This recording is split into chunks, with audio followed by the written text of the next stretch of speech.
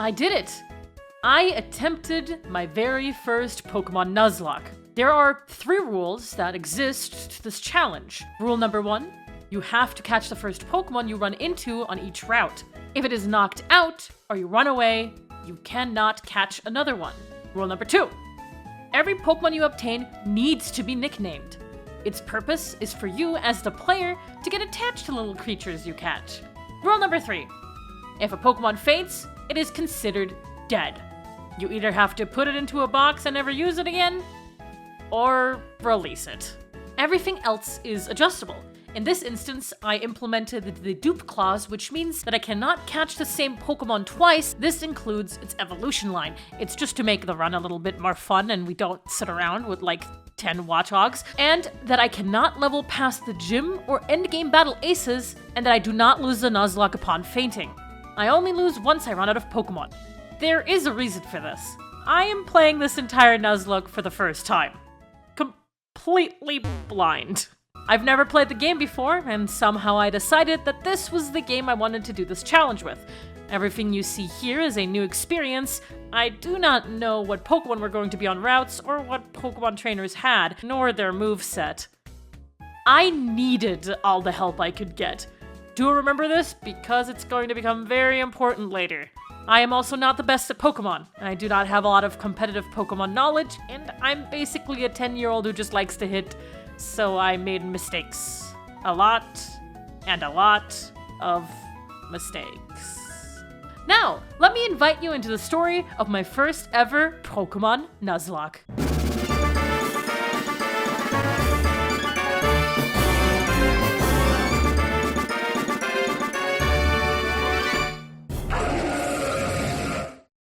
My journey starts in the humble beginnings of my own home, where my mom asks me if I want to become a Pokemon trainer. She forces me to say yes and kicks me out into the wide world of upcoming horror. Accepting defeat, I run into my rival, who I decided to name Voxer, and a sister, who I'm just going to call Vera from here on out. He goes on about an important mission he has to go on, and forces me to walk with him to see Bianca, who is on Asperdia's Outlook. We meet her, she asks if I would like to fill a Pokedex, and then finally offers me my very first Pokemon. I give my Twitch chat the decision of who my first partner should be, and in a head-to-head race between Snivy and Oshawott, a small otter takes the lead. I call him Wawa. And with that, we have our very first Pokemon, and the Nuzlocke officially begins. The very first battle with Voxer was already really close, where I barely scraped by, all because Snivy decided to use Leer when a single move would have killed my starter, but Wawa makes it through, and we stand victorious with our first battle. Brushing off our wounds, we head to Route 19. Bianca shows us how to catch Pokemon and expectantly watches us as we head into the grass, and immediately we find a rat. I decided to call it Germo. He is the giant rat that makes all of the rules, after all. Now with 2 Pokemon, we go towards the next town where Alder grabs our attention. Hey! Huh? Wait. I don't know how to get down from here, actually. Realizing that I have a town map that I needed to bring to Voxer on Route 20, I thought that was a perfect opportunity to grab my next Pokemon and finally fight some trainers. Germa manages to beat them without an issue, and on the way we run into a little Sawaddle. You are Scrankly. With a few more levels gained, we managed to make it to Floccessi. I actually do not know how to say this. Where Voxer jump scares us and challenges us to another Pokemon battle already. I make the stupid mistake of letting it get some free hits on Germa before deciding that maybe Wawa should do the fighting for now. Nothing against you two, you're just very small, not strong. Yeah, as the Snivy doesn't know any grass-type moves yet, Wawa manages to take it out. We give the town map to Voxer and decide to help the farmers to search for their missing herdier. On that topic, we managed to run into a small lily pup. I name it Buddy, as that was the name of our deceased family border collie. Why did I do that? Also, Chad pointed out that this set of grass looks like a penis. Thanks, Chad. Fighting our way all the way to the Lost Dog, we encounter the Team Plasma member, who quite literally threw his frustration at us before running away. What's up with that guy? With the dog returned, we decide to head back to Alder, who makes us fight 2 school kids. Why? Buddy manages to rip straight through both of their monkeys, and we head outside again. Our next stop was the very first gym all the way back in Asperdia City. We defeat both of the mandatory fights and then go head-to-head with a normal-type gym leader, Karen, Thankfully, he only has 2 Pokemon. The first one being a Patrat, but he doesn't really have a problem taking care of. Next, he sends in his final Pokemon, Lillipup, to which I bring out Wawa.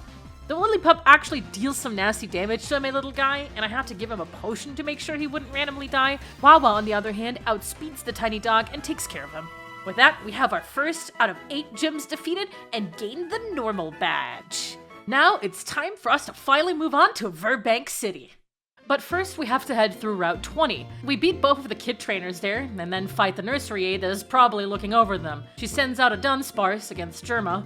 I roll up my sleeves, thinking it was an easy battle, until the thing starts using Rollout. So a little thing about this. Every single time it hits, its power is doubled. I did not know this. After about 3 turns of Rollout, Germa barely survives with 2 HP.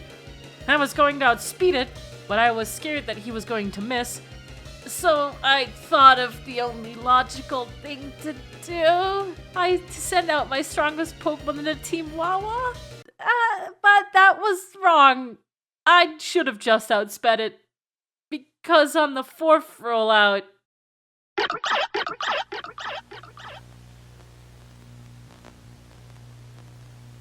the very first Pokemon, the one I thought I was going to see the end of the game with, got hit by critical hit 4th turn rollout.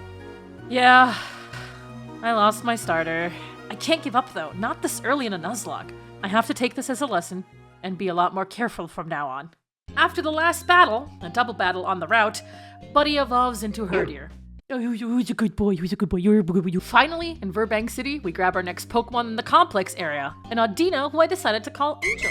We then head down to the work area of the complex, where my chat gracefully decides that this counts as a new area due to its different Pokemon pool, which I'm not sure of, but I'm not going to pass on a freebie that my chat just decided to hand me willingly. With luck being on my side, we run into a Magnemite. Your name will be Megamind? I guess you're Megamind now. After getting to the appropriate level by totally not cheating and avoiding grinding by shoving candy down my Pokemon's throats, we finally head to the gym and face off against Roxy. Jamming out to the music first, of course.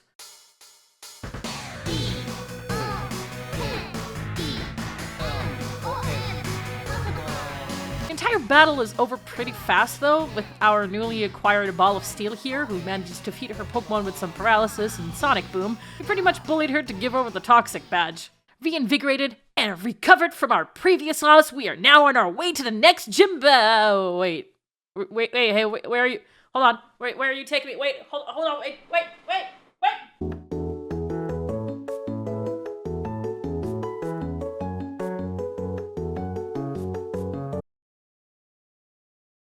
We end up facing up against some Team Plasma members who aren't really all that hard to beat, and then make our way to Castelia City in one boat ride. After looking around a bit, we manage our way to the 3rd Pokemon gym, where we run into Iris. I wonder if we're going to have a significant story beat with her later. We head off to the sewers and team up with Boxer to find more of where Team Plasma was hiding. And I do catch a Grimer and named her Booger. Do I feel bad about it? Maybe just a little. With Team Plasma running away, finding Burr, and encountering Colress for the first time, we finally are able to challenge the 3rd gym.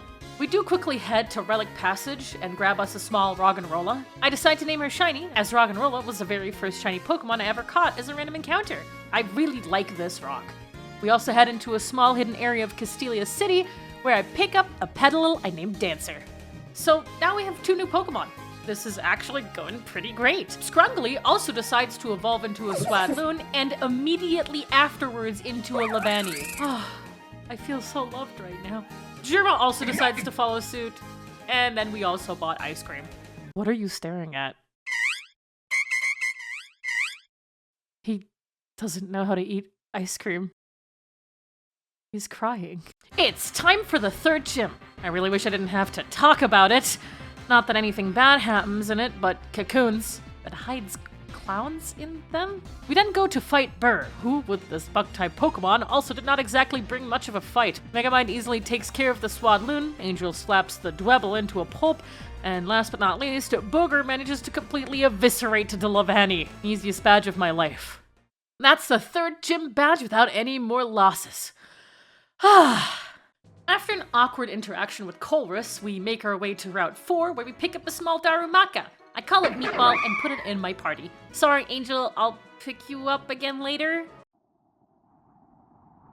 Further in our route, we have our first battle with Colress, to which I find out he uses Steel-type Pokemon. Thank God we caught Meatball, right?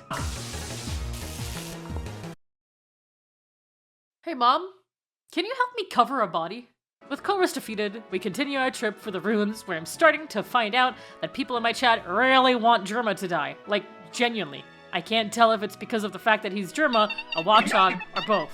It's probably both. We also almost lost Megamind to the most annoying Herdier ever, but a little ball of electric sunshine prevailed. A quick detour to the desert resort, we also grab our next Pokemon, Flatfuck the Sandile. What, you expect me to censor the name? Welcome to the channel. You'll get used to it. I also caught Yanmask that I named Anxiety in Relic Castle. Weirdly enough, I don't remember anything that happens afterwards. It's so strange. In one blink to another, I went from the desert resort to Nimbasa City. While being there, we boxed Booger, we got out Flatfuck the Sandile, and made him join our team. Sorry, Booger. I'll see you next time. Then we run into Nate, who acts like a fanboy towards both Emmett and Ingo, and begs me for a fight. I mean, what's the worst that could happen? We do defeat Ingo and Emmett relatively easily. Emmett then reminds us that he is indeed Emmett, and that the true challenge stands before us, the Nimbasa Electric-type Gym. Before going in, Flatfuck does evolve into a Krokorok, with his conviction giving me a thumbs up. Yeah, we can do this. We defeat the 3 required trainers without any problem, Flatfuck carrying most of it, but also getting paralyzed a lot in return. Megamind also evolves afterwards, and now we face my biggest hurdle yet.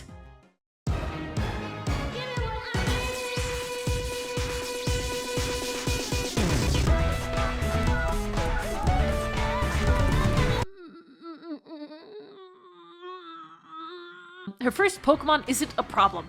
Flatfuck basically eats the little squirrel, but the Flaffy is made from some other material that scares me. She basically crits Flatfuck and then also manages to paralyze him, so I have to think smart. I then send out Megamind and Thunder Wave, as well as Volt Tackle.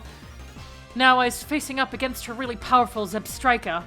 I was worried at this point, looking at all my paralyzed Pokemon, so I sent in Meatball to take a few hits. He was going to be fine. I hate this game. With Meatball dying so immediately, I swear something awoke in Flatfuck as he managed to not only take out the Fluffy, but also the Zebstrika back to back. We get the gym badge, but with one less Meatball on our plate. Thank you, Meatball. You were always so happy.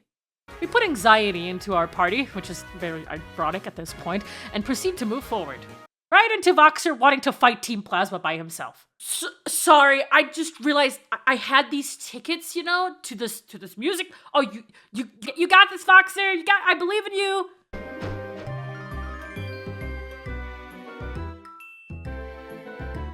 What is happening? Wow, that was really awesome, Germa. You did a really good. Oh my God! After stopping him from physically beating a bunch of grunts, he looks at me and has the gall to say, 5 years ago, my sister's purloin got stolen.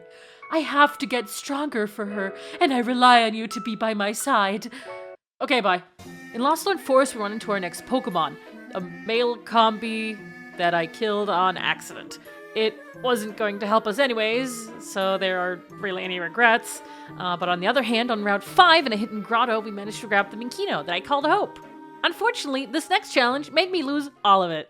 To this point, I haven't been in a triple battle yet, so I immediately started panicking when Charles challenged me, and my mind, for some reason, just stopped working. Charles sends out his Tortuga, Sigilif, and Arcan, while I send out Buddy, Flatfuck, and Megamind. For some reason, I do not know why, I pull out Flatfuck and send in Scrungly. Right in the middle. You can guess where this goes. In 2 hits, Scrungly goes down to quad weakness flying type moves. Of course I stare at my screen like an idiot, suddenly fully aware of the absolutely idiotic move I just pulled, especially towards my own wonderful Scrungly, who didn't deserve to go down to my inept ability to play a Pokemon game. But unfortunately, that's the hand I've dealt, and I've personally deserved that. but he does manage to crunch the bird to death. So I guess there is a little revenge that comes from it. But I could tell that my Pokemon were definitely disappointed in me. I send Flatfuck back in, and I easily take out the Tortuga and the Sigilif. Man, how did I even make it this far? Then Charles turned around with his motorcycle. I'm a heartbreaker. My name, Charles. And then he rode off into the sunset. Damn you, Charles. We put Dancer into our party, and it's not long before she evolves into a Lilligant. At least we had someone to cover grass types again. Now, we're moving on to Driftvale. On the Driftvale drawbridge, we also managed to grab a Ducklet as we were in desperate need of a Water-type Pokemon. I named it Revenge! You can probably guess why. On the way, we also run into another Team Plasma Grunt that Voxer just punches. Dude, what's your damage? Before we head to the gym, I quickly run to Route 6 and grab a Carablast I named Chosen as a reference to Dark Souls 1. Yeah, we also defeat the old man, Rude, but like, that's not too important. He was a pushover. Voxer has another freakout episode about his sister's Porloin, and for some reason, we're given Enzorua. Oh. Alright. It was time to no longer prolong the inevitable. It was finally time to face Clay. Even though I had no idea what was coming for me, my chat was very clear about how he was a run killer, so my worries were quite high. I looked at my team and put Dancer in front. She could do this. I believed in her. First out is Clay's Krokorok. We make Dancer use Leech Seed, and that's when Dancer gets hit with Torment. Okay, that was slightly bad. I had to rely on a good balance of abilities. I make her use Quiver Dance as we were going to keep her in anyways, buffing her special attack and special defense. With one Mega Drain, the Krokorok falls. Next up is Sandslash, and I feel incredibly nervous. I look at her abilities and gamble it on Sleep Powder. It hits. I inhale as the Sandslash sleeps, and with one Mega Drain, it falls as well. Last but not least is Clay's Excadrill, the Pokemon that if it manages to set up enough, can quite literally wipe your entire team. This had to work. I tell Dancer to use Sleep Powder, and the Excadrill falls asleep. With one Mega Drain, it only takes about 40% of its HP, and since Torrent was still active, we had to make a decision. I make her use Quiver Dance, and the Excadrill still sleeps. And for some reason, Dancer saw red. She didn't only want to kill this thing, she wanted to send it to the depths of hell. She didn't only kill it, she crit her Mega Drain. And with that, Clay was defeated, with her only taking damage once during the entire fight. I was ecstatic. After losing my wonderful Scrungly to a stupid mistake, here I was, graced with a Dancer who just wiped the entire gym. I felt proud. What Clay said to me afterwards shocked me as well.